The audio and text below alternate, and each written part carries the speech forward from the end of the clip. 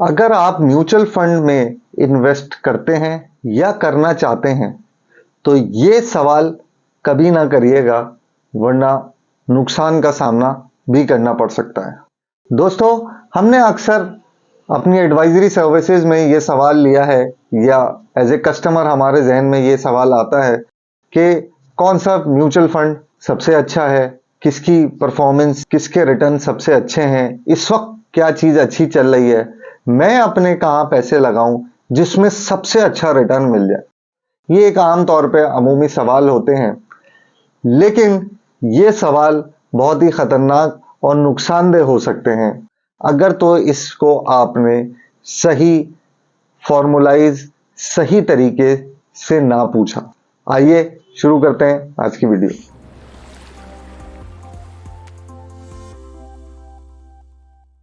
Mutual fund में बहुत सारे इन्वेस्टमेंट के ऑप्शन होते हैं जो कि हर शख्स के लिए कारआमद हो भी सकते हैं और नहीं भी। म्यूचुअल फंड या अच्छा म्यूचुअल फंड किसी एक आदमी के लिए, एक इन्वेस्टर के लिए अच्छा हो सकता है तो दूसरे के लिए नुकसानदेह भी हो सकता है। ये सारी बात का दारोमदार उस इन्वेस्टर की रिस्क एपिटाइट, वो कितना रिस्क ले सकता है अपने सरमाए पे, कितने अरसे के लिए वो सरमाया करना चाहता है, लगाना चाहता है इस पे, और उसका अल्टीमेट गोल क्या है, इस पैसे से क्या करना है उसने अपनी जिंदगी में, कुछ इन बातों पे इन्हिसार करता है। इसी तरह ये एक मामला भी आम देखने में आता है कि जो सब ले रहे हैं या जो सब कर रहे हैं, या मेरे दोस्त ने ये कर लिया, मेरे चचा मामू ताया ने ये किया है तो मैं भी वही कर लूं, ये भी एक नुकसान का सौदा होता है। और अगर बात करें कि जी पिछले साल स्टॉक ने 100% दे दिया, 80% दे दिया, 150% दे दिया, तो भाई यही सबसे अच्छी चीज है, इसी में आ जाओ, क्योंकि ये तो इस तरह का चल रहा था, आगे भी 100 का 50 दे देगा, आधा भी कर दे तो फिर स्टॉक में ही आ जाए। म्यूचुअल फंड को लेके ये सारी बातें या ये सारे जवाब या ये सवाल जो अभी हमने आपके सामने पेश किए, ये नामुनासिब होते हैं।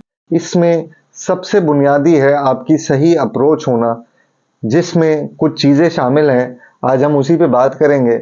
बुनियादी तौर पे आपका गोल क्या है, आपकी फाइनेंशियल कैपेसिटी क्या है, आपका फाइनेंशियल मैनेजमेंट का प्लान क्या है।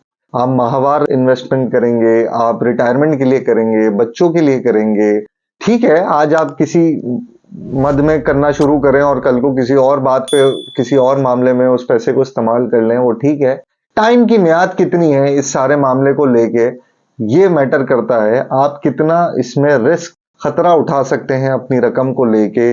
मुख्तलिफ प्रोफाइल्स हैं, अग्रेसिव प्रोफाइल है, लो रिस्क प्रोफाइल है, स्टेबल रिटर्न की प्रोफाइल है, स्टॉक फंड्स हैं, इक्विटी फंड्स, डेट फंड्स हैं।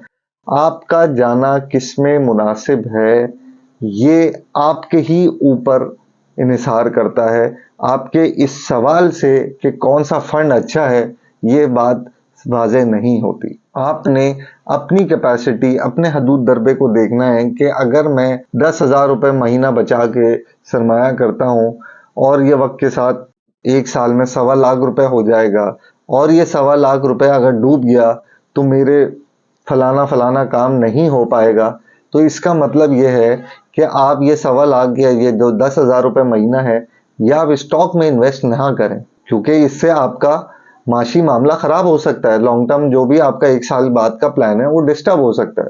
उसके बरक्स एक शख्स है, कहता है जी ये 10,000 रुपए मेरी तमाम तर मामलात, मेरे अखराजात को पूरा करने के बाद मेरे पास इतनी गुंजाइश में है कि ये 10 के 8 हो जाएं, 1.25 लाख के 1 लाख रह जाएं, तो मेरी मामूले जिंदगी पे कोई फर्क नहीं पड़ेगा। नौयत अलग है। अब आप स्टॉक में भी जा सकते हैं, आप हाई रिस्क भी ले सकते हैं। तो ये मामला इन चीजों पे इन्हिसार करता है। इसी में आपके पास टाइमलाइंस का मामला होता है, कितने अरसे में ये जाके रकम अगर रिकवर हो गई। मिसाल है, मेरे पास 3 साल हैं, 1.5 साल तक वो रकम माइनस में रही, नुकसान में रही, कोई मसला नहीं, मेरे पास 3 साल हैं। तीसरे साल भी अगर वही पैटर्न नजर आया तो फिर मुझे फिक्रमंद होने की जरूरत होगी, तो मैं थोड़ा थोड़ा करके वो पैसा सेफ साइड पे ले जाऊंगा या निकाल लूंगा।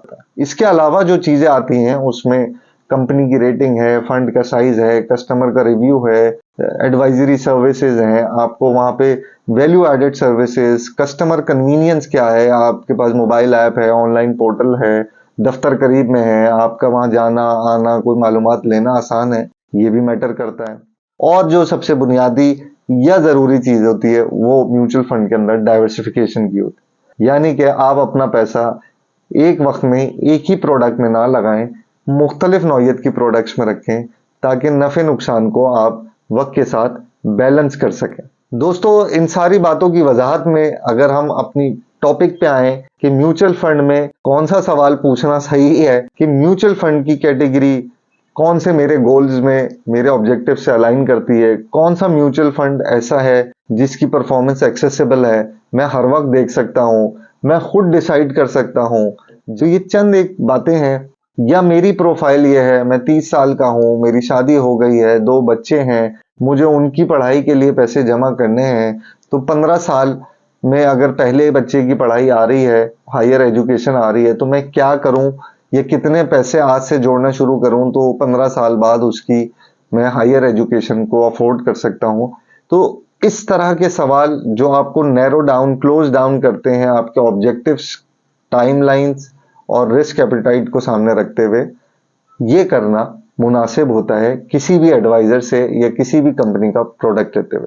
इसको अगर आम फहम हालात में बात करें तो जैसे म्यूचुअल फंड में high risk, low risk, medium risk, different types की प्रोडक्ट्स होती हैं। हाई रिस्क अमूमन उन कस्टमर्स को रिकमेंड की जाती है जिनके पास टाइम होराइजन 3 से 5 साल या उससे ज़्यादा का होता है।